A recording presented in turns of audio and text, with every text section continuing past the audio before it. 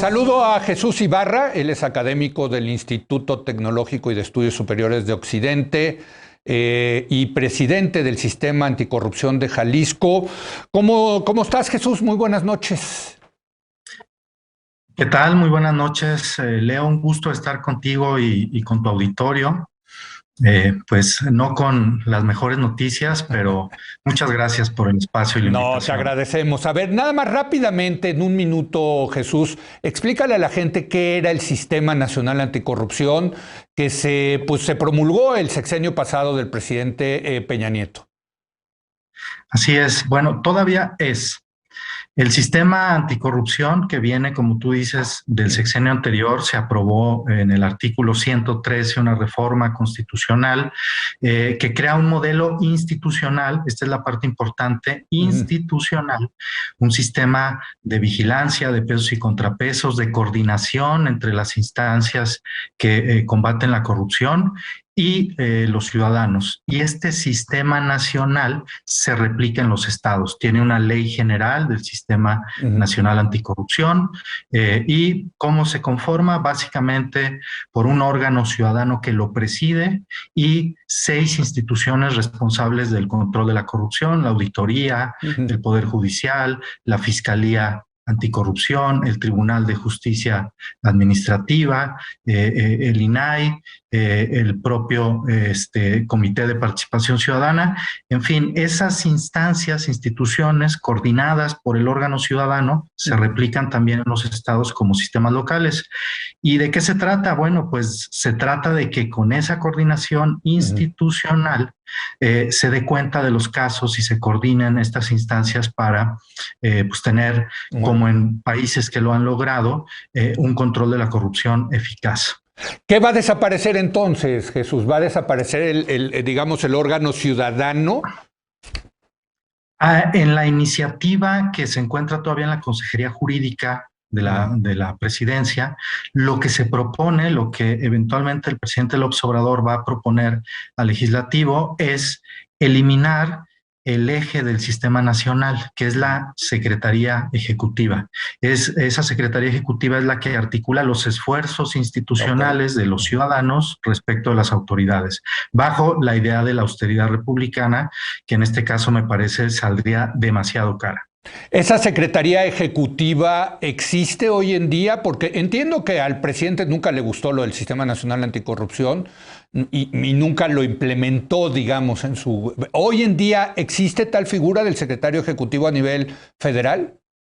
Así es, existe la figura, la institución como tal de la Secretaría Ejecutiva, que tiene como titular a un secretario técnico, y tal cual como tú lo dices, no son buenos tiempos para el control de la corrupción desde el gobierno de las leyes, por llamarlo así, desde un sistema de coordinación de pesos y contrapesos. No, se ha partidizado, y no solo en la presidencia de la República, sino en todos los ejecutivos, yo diría en gubernaturas, en presidencias municipales. Entonces se ha tomado como una bandera en las campañas políticas, en los ejecutivos, una narrativa de control y combate a la corrupción, pero que no corresponde a el desarrollo institucional que merece un problema que es de acción colectiva y que hoy por hoy, pues en los ejecutivos se está explotando políticamente de una forma partidizada. Y esto es una grave noticia. ¿Por qué? Porque puede haber un efecto dominó. Digamos que si se aprueba esta reforma, que es una reforma además legal, ni siquiera constitucional, si se aprueba, el efecto dominó en los estados puede ser tremendo y es como la pieza clave del Jenga. La quitas y cae el sistema como tal. Que no ha Pero a ver, Jesús, para entender bien, hoy en día en el gobierno federal hay un secretario ejecutivo del Sistema Nacional de Anticorrupción que cobra cada quincena. ¿Y qué hace? O sea, ¿sí está haciendo su chamba o no? Te doy 2 ejemplos. Uno es la Plataforma Digital Nacional. Esta plataforma digital que está a cargo de la Secretaría Ejecutiva lo que busca es articular las bases de datos de cosas fundamentales para controlar la corrupción, como cuáles, pues tener la información de las contrataciones públicas de todo el país, también de los funcionarios sancionados, la evolución patrimonial de los servidores públicos, Bueno, esta plataforma que es clave, es información, son datos, inteligencia anticorrupción, está a cargo de la Secretaría Ejecutiva y que tendrá que desarrollarla. Va en su primera fase con el tema de evolución patrimonial, pero ningún país va a poder combatir la corrupción si no articula esta información. Dos, la política nacional anticorrupción, que además baja a los estados de la República, también depende de la Secretaría Ejecutiva. Podemos decir si ha funcionado más, si ha funcionado menos, pero cualquier país que se tome en serio el control de la corrupción, los elementos tecnológicos de inteligencia, de datos, la gobernanza cibernética, todo eso requiere de una agencia anticorrupción. Por ejemplo, el caso de Rumania es un buen ejemplo de cómo esa agencia anticorrupción articula los esfuerzos y logra resultados. Ahora, sí, no solo no hay presupuesto, sino que además se elimina esta agencia y está ya solo a cargo de una persona, hay malas noticias. Jesús, entonces si desaparece a nivel nacional este eje rector, como tú le ponías, del Sistema Nacional Anticorrupción, pues va a desaparecer en los estados. Tú eres el presidente del Sistema Anticorrupción de Jalisco, pues de inmediato, como tú dices, en el Jenga quitas esa pieza y se vendría todo abajo, incluyendo lo que su institución ahí local que tienen ustedes en Jalisco. Así es, y hay otra cuestión interesante, no solo el tema es la Secretaría Ejecutiva, también la reforma propone que los organismos ciudadanos, que además hay que decir es la parte más débil del sistema, más débil en cuanto a atribuciones, apoyo técnico, estructura, los órganos ciudadanos ya no tendrían el papel que tienen actualmente, que es el de ser un contrapeso, presidir los esfuerzos de coordinación, señalar, dar seguimiento a casos de corrupción.